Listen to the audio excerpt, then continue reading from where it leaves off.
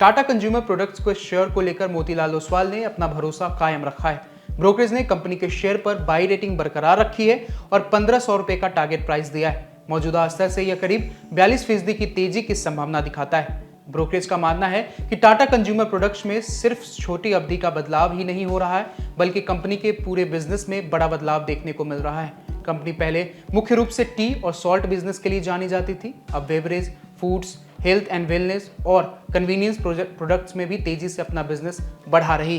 टाटा संपन्न, टाटा सोलफुल, टाटा माई bistro, capital foods और organic India जैसे बिजनेस कंपनी के लिए तेजी से अहम हो रहे हैं। नए प्रोडक्ट्स की संख्या भी बढ़ी है और ऑनलाइन कॉमर्स का योगदान भी लगातार बढ़ रहा है। इसी वजह से ब्रोकरेज को कंपनी की लॉन्ग टर्म ग्रोथ स्टोरी मजबूत नजर आ रही।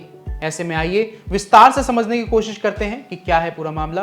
नमस्ते, मेरा नाम है प्रद्युम्न और आप देख रहे हैं जागरण बिजनेस। मोतीलाल ओसवाल ने टाटा कंज्यूमर प्रोडक्ट्स पर बाई रेटिंग दोहराई है। ब्रोकरेज ने कंपनी का टारगेट प्राइस 1500 रुपए रखा है। मौजूदा शेयर भाव से यह करीब 42% की अपसाइड दिखाता है। टाटा कंज्यूमर प्रोडक्ट्स का मार्केट कैप करीब 1,04,719 करोड़ रुपए है और शेयर करीब 1,058 रुपए पर कारोबार कर रहा है।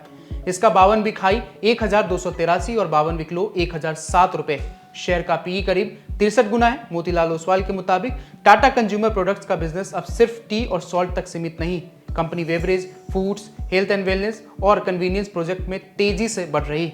FY26 में कंपनी ने 80 नए प्रोडक्ट्स लॉन्च किए। इनमें 55% प्रोडक्ट हेल्थ एंड वेलनेस से जुड़े थे।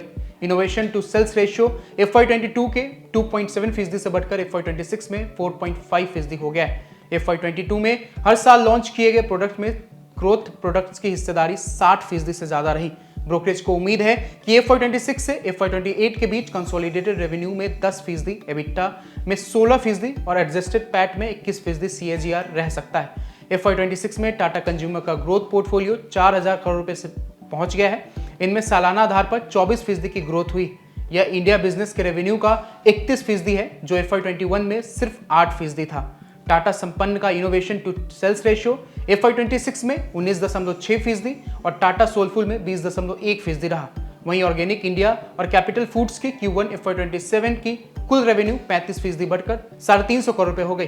कंपनी ने अपने गो टू मार्केट मॉडल में भी बड़ा बदलाव किया है। करीब 500 डिस्ट्रीब्यूटर्स को कैटेगरी स्पेसिफिक मॉडल्स में बदला गया है। इसके अलावा प्रायोरिटी मार्केट्स के लिए भी 160 से ज्यादा नए डिस्ट्रीब्यूटर्स जोड़े गए हैं। इंडिया के अल्टरनेट चैनल्स अब 41% सेल्स दे रहे हैं। ई कॉमर्स और क्विक कॉमर्स की हिस्सेदारी मिलाकर 19% हो गई। FY20 में टाटा स्टारबक्स के 11 शहरों में 185 स्टोर्स थे। अब FY26 तक यह संख्या बढ़कर 80 शहरों में 502 स्टोर्स हो गए। कंपनी बेवरेज इनोवेशन पर भी फोकस कर रही है। FY22 से FY26 के बीच टाटा स्टारबक्स की रेवेन्यू 21% CAGR रही। इंटरनेशनल बिजनेस में FY26 के दौरान कॉफी प्राइस बढ़ने से मार्जिन पर असर पड़ा। FY25 में अरेबिका कॉफी की कीमत 51% और रोबस्टा की कीमत 10% बढ़ी। Q1 FY27 में ग्रीन कॉफी प्राइस तिमाही आधार पर 6 से 9% कम हुई है। इससे इंटरनेशनल एबिट में 13% की सालाना ग्रोथ हुई है। वहीं नॉन ब्रांडेड बिजनेस की Q1 FY27 रेवेन्यू 7% और एबिट 24% घटा।